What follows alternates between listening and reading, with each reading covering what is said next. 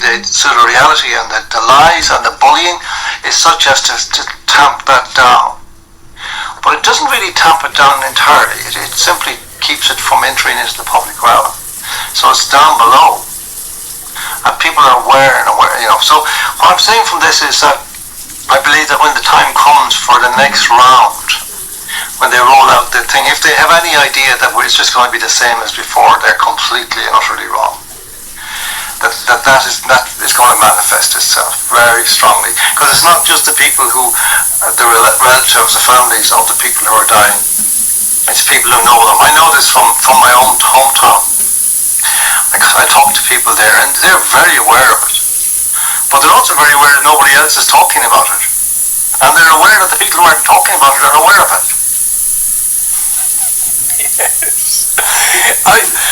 Yes. I wonder. I'm listening to you, and I absolutely.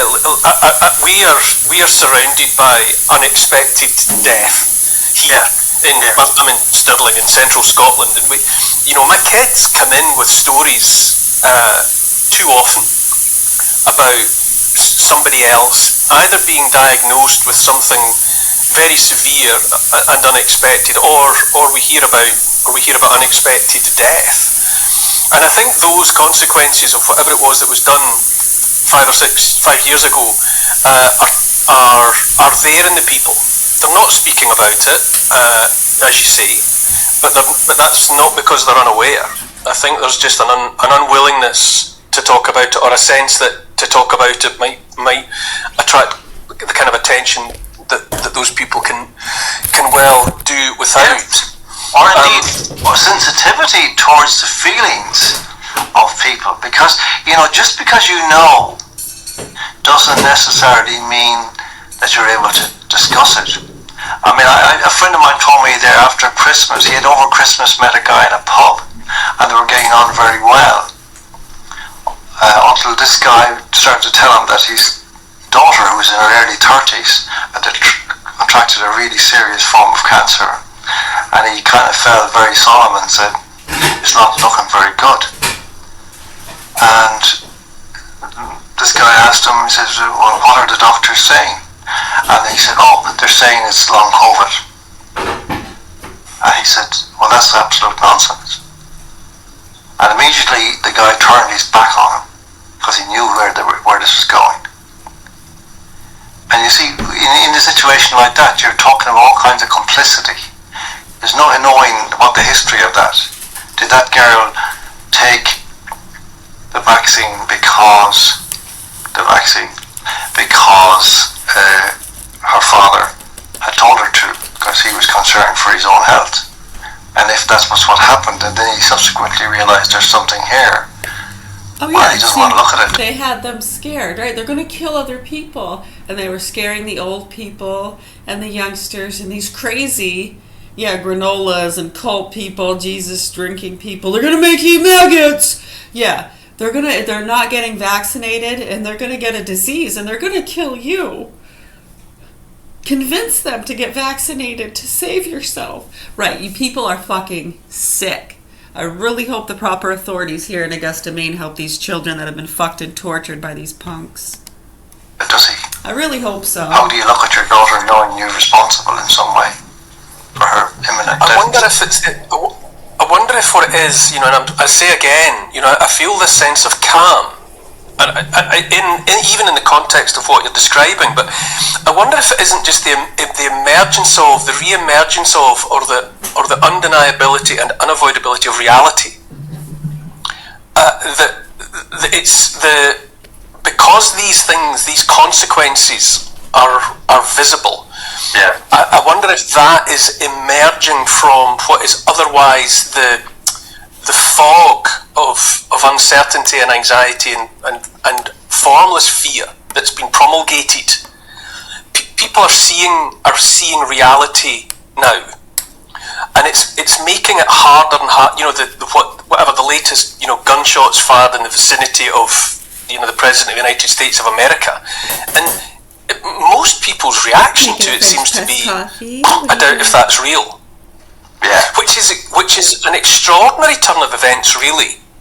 that my kids' friends, their reaction to that was, I doubt it. I don't think that's real.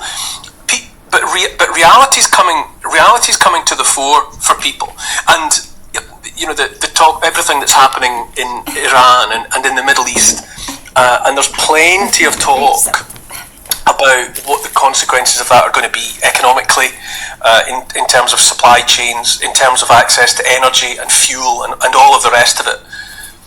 These realities are coming to the fore, and I think it actually makes people less inclined, or it gives them less time to pay attention to the constant flow of nonsense that's being used to keep people on edge. And I do wonder, I do wonder if that's an unintended consequence. You've got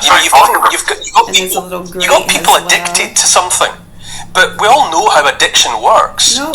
Never get any people coffee. need more and more. Works really Just to feel normal, never mind to feel high.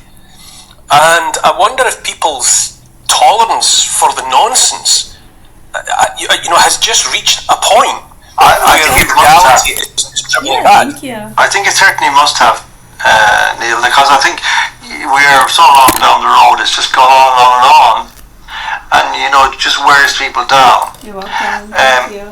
Now, when you go back into the question of the excess debts, it has puzzled me for so long. Yes, you're welcome. How somebody can deal with it. To deal with, say, the death of a child is like it's just about the worst thing that will ever happen, right? Full of hope. We don't even want to think about it in those terms.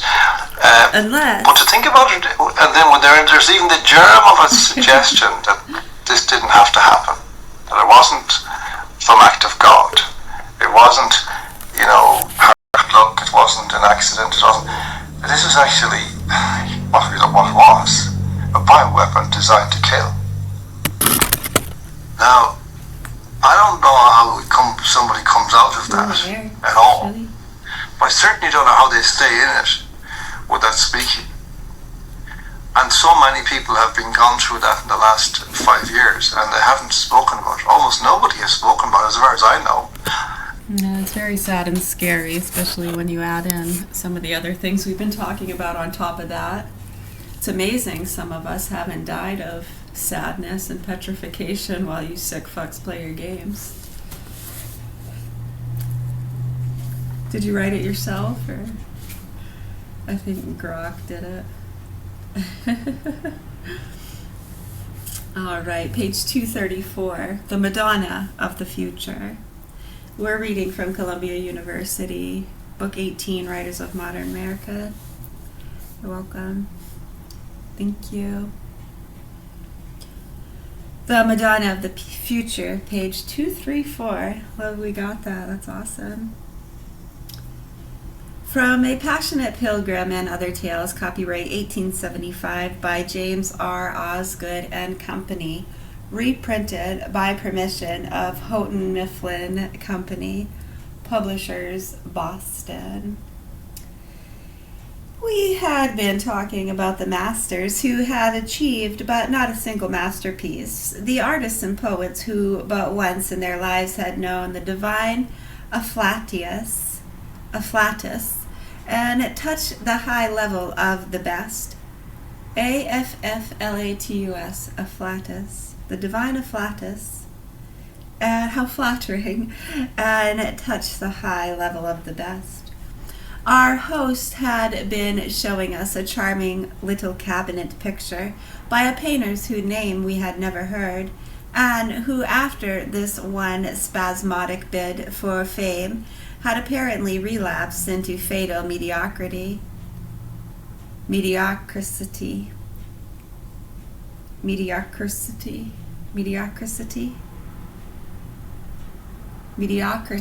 thank you. Holy smokes, mediocrity. There was some discussion as to the frequency of this phenomenon, during which I observed H. Blank sat silent, finishing his cigar with a meditative air, and looking at the picture which was being handed round the table. I don't know how common a case it is, he said at last, but I've seen it. I've known a poor fellow Who painted that? I've known a poor fellow who painted his one masterpiece. And, he added with a smile, he didn't even paint that. He made his bid for fame and missed it. We all knew H. Blank for a clever man who had seen much of men and manners and had a great stock of reminiscences. Someone immediately questioned him further, and while I was engrossed with the raptures of my neighbor over the little picture, he was introduced to tell us his tale. If I were to doubt whether it would bear repeating, I should only have to remember how that charming woman, our hostess, who had left the table, ventured back in rustling rose color to pronounce our lingering a want of gallantry. I'm rereading that sentence. If I were to doubt whether it would bear repeating, I should only have to remember how that charming woman, our hostess, who had left the table, ventured back in rustling rose color to pronounce our lingering a want of gallantry, and finding us a listening circle, had sunk into her chair in spite of our cigars, and heard the story out so graciously that when the catastrophe was reached, she glanced across at me and showed me a tender tear in each of her beautiful eyes.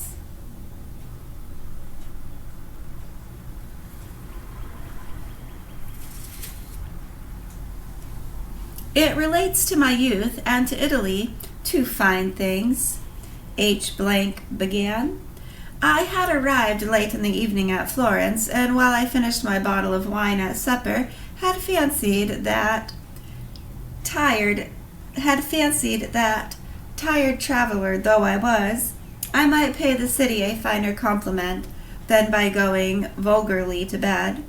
A narrow passage wandered darkly away out of the little square before my hotel, and looked as if it bored into the heart of Florence. I followed it, and at the end of 10 minutes emerged upon a great piazza, filled only with the mild autumn moonlight. Opposite rose the Palazzo Vecchio, like some huge civic fortress, with the great bell tower springing from its embattled verge like a mountain pine from the edge of a cliff. At its base is a protective shadow, gleamed certain dim sculptures, which I wonderingly approached. One of the images on the left of the palace door was a magnificent colossus, shining through the dusky air like some embodied defiance. In a moment I recognized him as Michelangelo's David. I turned with a certain relief from his sinister strength to a slender figure in bronze, stationed beneath the high, light loggia, which opposes the free and elegant span of its arches to the dead monastery of the palace, a figure supremely shapely and gracefully, gentle almost in spite of his holding out with his light, nervous arm, and it says L-I-G-H-T, holding out his light, nervous arm, the snaky head of the slaughtered Gorgon. His name is Perseus, and you may read his story, not in Greek mythology, but in the memories of Benvenuto Cellini. Glancing from one of these fine fellows to the other, I probably uttered some irresponsible commonplace of praise, for as if provoked by my voice, a man rose from the steps of the loggia where he had been sitting in the shadow, and addressed me in good English. A small, slim personage, clad in a sort of black velvet tunic, as it seemed, with a mass of auburn hair which gleamed in the moonlight.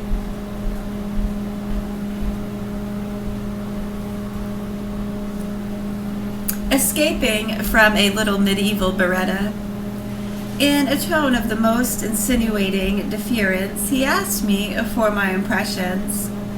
He seemed picturesque, fantastic, slightly unreal. Hovering there in his consecrated neighborhood, he might have passed for the genius of aesthetic hospitality, if the genius of aesthetic hospitality were not commonly some shabby little custode, flourishing a calico pocket handkerchief and openly resentful to the divided franc. This fancy was made none the less plausible by the brilliant triad with which he greeted my embarrassed silence. "I've known Florence long, sir, but I've never known her so lovely as tonight. It's as if the ghost of her past were abroad in the empty streets. The present is sleeping. The past hovers about us like a dream made visible. Fancy the old Florentines strolling up in couples to pass judgment on that performance of Michael of Benventure. We should come in for a precious lesson. If we might overhear what they say. The plainest burger of them is his cap and gown. Had a taste in the matter. That was the prime of art, sir. The sun stood high in heaven, and his broad and equal blaze made the darkest places bright and the dullest eyes clear. We live in the evening time. We grope in the gay dusk, carrying each our poor little taper of shellfish and painful wisdom, holding it up to the great models and to the dim idea, and seeing nothing but overwhelming greatness and dimness. The days of illumination are gone, but do you know, I fancy, and he grew suddenly almost familiar in his visionary fervor, I fancy the light of that time rests upon us here for an hour. I have never seen the David so grand, the Perseus so fair. Even the inferior productions of John of Bologna had of Bassio Bandolini seemed to realize the artist's dream. I feel as if the moonlit air were charged with the secrets of the masters, and as if standing here in the religious contemplation, we might witness the revelation. Perceiving at this moment, I suppose, my halting a comprehension reflected in my puzzled face, this interesting rhapsodist paused and blushed.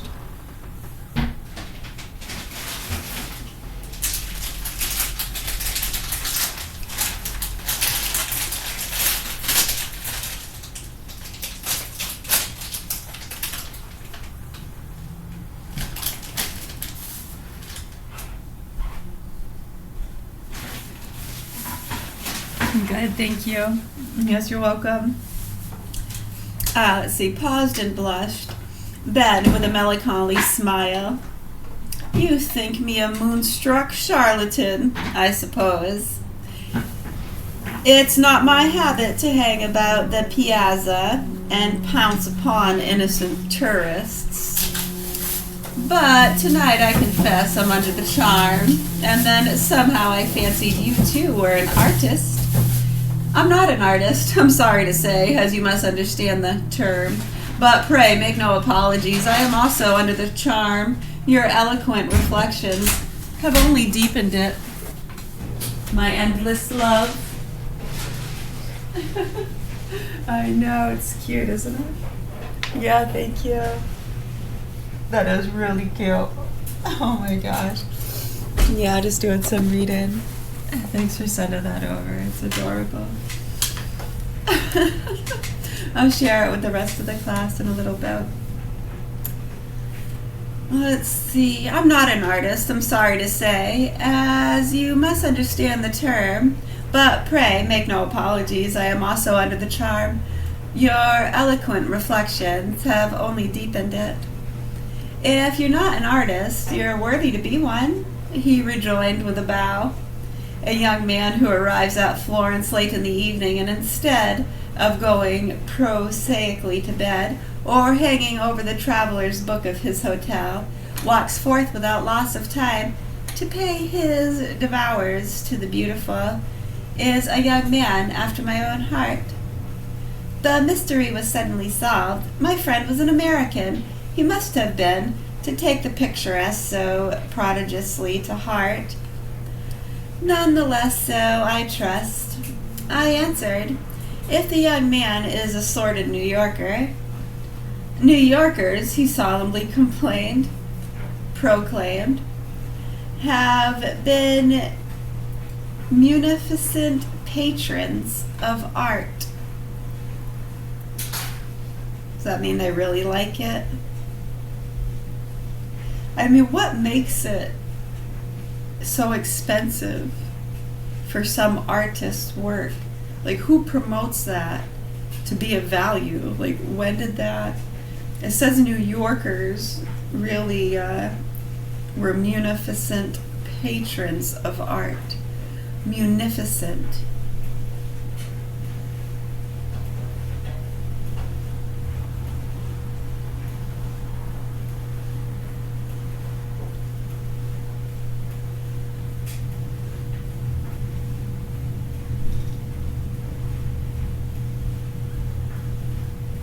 Right, I mean, it was almost for some like a technology to see such a painting, especially if you could do replications of scenery and people. It was almost like a technology. I mean, you were like an alien if you could do those kind of things, kind of like in the days of Beethoven and Mozart. Those guys got booted around because they had a talent which many could not encompass, and it was almost like alien. And people would come from all around to see people paint, do sculptures, play music. Right, I mean, it was almost like, you know, certain things that you would never be able to afford. But you might go to a show, watch the Blue Angels do some tricks. It's incredible. I mean, you can never imagine doing that yourself. You have to go through training. Right, but it's, you go and watch it for some reason.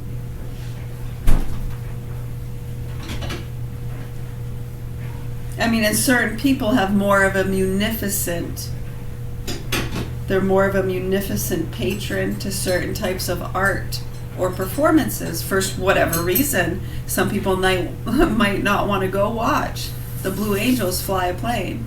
Like, why would I want to go fucking do that? That sounds absolutely boring. Where someone else might be like, yeah, and all excited. They're packing the cooler, they're ready to go. It's all about the journey, right? It's really all about the journey, they say. What's along the way? Yeah. Right. So, I mean, some might be more of a munificent patron to certain kinds of art or performances for whatever reason. Like back in those days, some might not have had an appreciation for fine art or music or sculpting. They just didn't see the value of it. Where others were absolutely fascinated. Maybe some were jealous because before they came along with their piano playing or painting or fancy shows, right? They all liked to watch your sock puppet routine. And now they're all praising these guys with their fucking fancy paints, you know, incredible technologies. A lot of them probably had never even seen paints. Right, and then, you know, that kind of hindrance can really stop you from enjoying life because you're upset and sad that they're not praising your sock puppet show. You're not going to go enjoy the painting. You're going to miss out on all the fun. Right, so I mean, these are things, that's why we learn and read about history, and it's not to say that any of this was right or wrong. Can actually say a lot of it was pretty stupid, that they put such value on things of today that, I mean, it doesn't even make sense. You would never pay that much or take the time to travel to go watch something you can do right in your home. I'll paint my own picture. Right, back in those days, you didn't have access to paints. Are you kidding me? They wouldn't give you frickin' peasants paints. You wouldn't even know where to get it. I mean, you had to be in the loop of trafficking and travelers and clans and families. I mean, what are you thinking? Right, so I mean, for me to say that, Has like, what were they, stupid? It's almost like people not using car seats before they were invented. What were they, stupid? Can you believe they were driving around without using car seats? Well, they didn't exist. Right, so we do these things all the time. And these classes actually really do help people. They're fun ones you can do for different age groups and levels to help bring that kind of unifying conscious field of energy, respect, morality, appreciation for life. Right. A lot of them don't want to do that. Oh no, you even say mindful. They're the Nazis! They need mindful classes. They're fucking psycho. Yeah, the fucking psychos too that came up from down here from New York, running their fucking mouths in our schools. Just because your dad was a boxer doesn't mean that you can... Like, what the fuck are you talking about, lady? All I suggested was some trail mix that was dairy-free. I know, they gotta put those frickin' chocolate and all this other crap in it. Can we just make a trail mix that's dairy-free? I mean, I'm not being cynical. Easy. Oh, she's one of those angry vegans! I know, and then when your kid says, top of the morning to you laddies, it's all the fuck over. I know, you might as well go home, and they're going to be putting him in a fucking rubber room, keeping an eye on him. Just let him play video games all day. No, if the kid wants to be a cop, we'll fix that.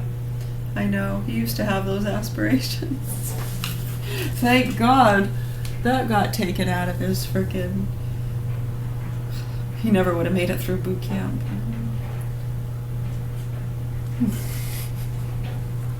So anyways, we'll pause there. You want me to post those pages? This is from Henry James. Yeah, you're welcome. Thank you. I sure hope so. I really hope so.